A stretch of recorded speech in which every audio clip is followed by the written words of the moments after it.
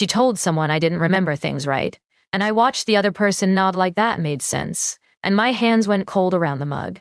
And for a second, I couldn't figure out why my throat felt tight, but I smiled anyway, and let the moment pass. We were standing in my kitchen, and Emma said it so gently with this warm little squeeze on my shoulder that I couldn't tell if I was supposed to be grateful or humiliated. I didn't say anything. I just changed the subject, but something stuck under my skin after that, and I couldn't shake it. Emma had been my best friend since college, and when my marriage collapsed, she became the person who stayed. She was the one who showed up with takeout when I couldn't eat, who helped me sort through paperwork I couldn't focus on, who sat with me on the couch when the house felt too quiet and too loud at the same time. When her lease ended a few months after my separation, she asked if she could stay with me for a little while, and I said yes without thinking twice. I was working long weeks and barely holding it together, and having her there felt stabilizing. It felt like I wasn't doing this alone. At first, it was just logistics. She'd offer to grab groceries or tidy up while I was at work, and I appreciated it because I was so tired all the time. Then she started handling little things I hadn't asked her to handle, like replying to texts from friends when I left my phone on the counter. She'd say she knew I didn't have the energy to repeat the same divorce explanation over and over, and she was right, so I let it happen, and it felt like relief. But then I started noticing the way she'd speak for me in conversations. Just small corrections, like she was gently steering me back on track. Once someone asked how I was doing, and I said I was okay, and Emma touched my arm and corrected me with this concerned tone, saying I was still having a really hard time. It wasn't untrue, but it also wasn't what I'd said, and the person we were talking to looked at me differently after that, like I needed protection. I told myself I was being sensitive, that Emma was just trying to help, that I was too drained to know what normal friendship looked like anymore, and I buried it. Then one afternoon, I was standing in the frozen food aisle at the grocery store, staring at nothing, and I heard my name. I turned around and saw Claire, someone I'd known for years but hadn't talked to in a while. She smiled, but it was careful, and she asked how I was doing in that tone people use when they've already heard something. I said I was fine, and she hesitated, then mentioned Emma had been telling people I was struggling, and that she was glad Emma was there to help. Then she added, almost like an afterthought, that she'd seen Emma out to dinner with my ex the week before, and didn't know they were close. I remember gripping the handle of the cart so hard my knuckles went white. I couldn't tell which part of what she just said was louder in my head. Emma had been telling people I was unstable, and Emma had been seen with my ex. I stood there nodding, saying something about how I didn't know they were talking, and Claire looked uncomfortable and said she had to go. I just stood there in the aisle, frozen, trying to make sense of it. I didn't confront anything right away. I went home, and Emma was on the couch, watching something on her laptop, and she looked up and smiled and asked if I wanted to order food. I said I wasn't hungry, and I went to my room and sat on the edge of the bed replaying what Claire had said over and over, trying to figure out if I was overreacting or if I'd been missing something obvious this entire time. I told myself maybe Claire misunderstood, that Emma wouldn't lie to people about me, that the dinner was probably nothing. I didn't have the energy for another fight, another betrayal, another person I trusted turning out to be someone else entirely. So I waited, and I tried to act normal, and I let the cracks stay open just long enough for everything else to come through. A few days later, my ex sent me an email asking if we could coordinate schedules through Emma because I was too overwhelmed to handle logistics right now. I read it 3 times trying to understand where he'd gotten that phrase.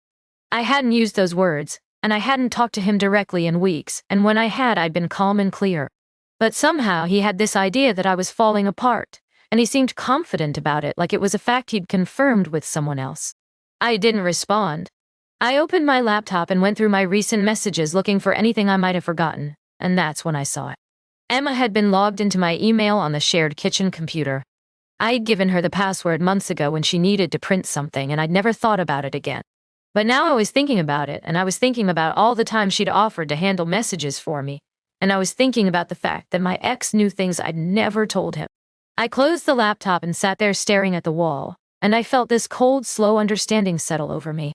She'd been feeding him information, and she'd been speaking for me, and I hadn't noticed because I'd been too tired to notice. I wanted to confront her right then, but I didn't trust myself. I didn't trust my own instincts anymore, because everyone kept telling me I was overwhelmed, and maybe I was, but that didn't mean I was wrong. So I decided to wait for proof, something concrete I could point to, something that couldn't be explained away or softened with concern. A week later, a friend invited me to a small birthday dinner, And I almost didn't go because I felt like I was dragging this heaviness everywhere with me, but I went. Halfway through the meal, someone I barely knew turned to me and asked if things were getting easier now that Emma was managing everything. I put my fork down and I looked at her, and I asked what she meant. She seemed confused by my confusion and explained that Emma had mentioned she was basically taking care of me while I got back on my feet. She said I'd asked Emma to help coordinate with people because I was too stressed to do it myself. I felt everyone at the table go quiet. This wasn't gossip. This was a story that had been planted and repeated enough times that people believed it. They thought I'd authorized this, and they thought I needed a caretaker, and Emma had volunteered. And I was too fragile to speak for myself. I said something about how I was doing fine and changed the subject, but my hands were shaking under the table and I couldn't eat anything else. I left early, and on the drive home I kept replaying the conversation, kept hearing the casual way she'd said it like it was obvious, like it was kindness. When I got home, Emma was in the kitchen making tea, and she asked how the dinner was, and I said it was fine. I went to my room and sat on the floor with my phone, and I started drafting messages to friends asking what Emma had said about me. But I deleted every single one because I didn't know who to trust anymore. I didn't know who'd heard the story and believed it. Then 2 days later, I saw a group photo online.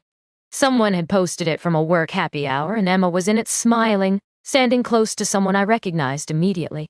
My ex. The caption said something about blowing off steam after a long week, and Emma had commented with a laughing emoji, and no one seemed to think it was strange. I stared at that photo for a long time, trying to convince myself I was seeing it wrong, but I wasn't. She'd told me she had a work meeting that night, and she'd said it was running late. I'd told her to text me when she got home safe, and she had hours later, and I'd believed her. I took a screenshot, and I saved it, and then I went back through her social media looking for anything else I'd missed, and I found more. Little comments on his posts, likes on photos, check-ins at places I knew he went. It wasn't hidden exactly, but it also wasn't obvious unless you were looking, and I hadn't been looking because I'd trusted her. Another friend reached out the next day, someone I hadn't talked to in months, and she said she needed to tell me something. She explained that people were assuming I had given Emma my blessing to date my ex because Emma had been telling them I didn't mind. She said I was focused on healing and didn't want the stress of knowing, and Emma had framed it like protection, like she was doing me a favor by keeping it quiet. I sat there reading that message over and over, and I felt something break open inside me, something that had been holding itself together out of sheer exhaustion. Emma wasn't helping me, and she was replacing me. She was living rent-free in my house, speaking for me, dating my ex, and telling people it was all for my own good. And I'd let it happen because I'd been too tired to see it. I didn't sleep that night. I kept replaying everything, every conversation, every moment I brushed off or excused, and I realized how much I'd let slide because I didn't have the energy to question it. Emma had moved into my life at exactly the right time, when I was vulnerable enough to let someone else take the wheel, and she'd used that opening to build a version of me that didn't exist. The next morning I got up early and made coffee, and I sat at the kitchen table with my laptop, and I started going through everything methodically. I pulled up emails, text threads, social media posts, anything that could confirm what I already knew but needed to see in front of me. But maybe I was wrong. Maybe she really had just printed something and forgotten to log out. And maybe the dinner with my ex was coincidence. Maybe Claire had misread the situation. Maybe I was so desperate to find a villain that I was inventing one. And I sat with that possibility for a while, trying to believe it, but it felt hollow. I wasn't trying to build a case for other people. I was trying to build one for myself because I didn't trust my own judgment anymore, and I needed something solid to hold on to. Emma came downstairs around 8, still in pajamas, and she poured herself coffee and sat across from me like it was any other morning. She asked what I was working on, and I said just catching up on some things, and she nodded and started scrolling through her phone. I watched her, and I felt this strange cold distance settle between us, like I was looking at someone I didn't recognize. I didn't say anything yet. I wanted to, but I also wanted to be smart about this, and I knew if I confronted her without a plan, she'd find a way to twist it. She'd make it sound like I was confused or overreacting or too emotional to see things clearly, so I kept working, and I kept quiet, and I let her think everything was normal. Later that day, I texted my ex, and I kept it short. I told him I knew about him and Emma, that any communication about logistics needed to go through lawyers from now on, and that I was blocking his number. Then I blocked him everywhere. Email, phone, social media, everything, and I felt this weird sense of relief, like I'd just locked a door I should have locked months ago. He didn't try to reach out another way, which told me everything I needed to know. He wasn't surprised and he wasn't confused, and he just moved on because he'd already been talking to Emma this whole time anyway. Next, I called a lawyer. Not because I wanted to sue anyone or create some big legal drama, but because I needed someone outside of this mess to tell me what my options were and what I could actually do. The lawyer was calm and practical, and she asked questions I hadn't thought to ask myself, like whether Emma had signed anything when she moved in, whether I had documentation of the arrangement, whether I'd given her any formal access to my accounts or information. I realized how much of this had happened without paperwork, without boundaries, without anything that could protect me if things went wrong. And things had gone wrong, but I'd been living in a fog, letting someone else manage my life because I thought that was what support looked like. The lawyer told me I could issue a formal 30-day notice to vacate and that I should do it in writing and that I should keep copies of everything. She also suggested I change my passwords immediately, all of them, and that I check my accounts for anything unusual. I thanked her and I hung up and I printed the notice that same afternoon. That night I left it on the kitchen counter where Emma would see it in the morning. Then I went to my room and changed every password I had, email, bank accounts, social media, streaming services, everything, and I logged out of every device except my own. When Emma came downstairs the next morning and saw the notice, she called my name and her voice was tight. When I came out, she was holding the paper, face pale, and I told her she had 30 days to move out. She tried to act confused, hurt, like she didn't understand what was happening, but I didn't let her settle into that. I told her I knew about her and my ex, knew what she'd been saying about me, knew she'd been speaking for me without asking. She didn't deny it right away. She cycled through different versions: the worried friend who'd been trying to help, the protective caretaker who thought I was barely functional, but none of it landed because we both knew what she'd done. I told her she had 30 days and that if she was still here after that, I'd start eviction proceedings. She stared at me and I could see her recalculating, trying to figure out if I was serious, and I think she realized I was because her face changed, and she just nodded and walked away. The next few weeks were strange and tense and quiet. Emma moved around the house like a ghost, packing her things slowly, barely speaking to me, and I let it be that way because I didn't have anything left to say to her. I spent most of my time at work or in my room, and I avoided being in the same space as her whenever I could. But I also started reaching out to people, not to explain everything or defend myself, but just to set the record straight in small, careful ways. I sent a group message to a few close friends, nothing dramatic, just letting them know that Emma was moving out and that I hadn't authorized anyone to speak for me or manage my life. I didn't name my ex and I didn't go into detail, but I made it clear that the narrative people had been hearing wasn't accurate. Over the next few weeks, a handful of people reached out. Some apologized for believing her version without checking with me, and others admitted they'd felt something was off but hadn't known how to bring it up. A few never responded at all, and that told me where they stood. The ones who mattered didn't need convincing. About 2 weeks before Emma's move-out date, she tried one more time to smooth things over. She knocked on my bedroom door and asked if we could talk, and we sat in the living room.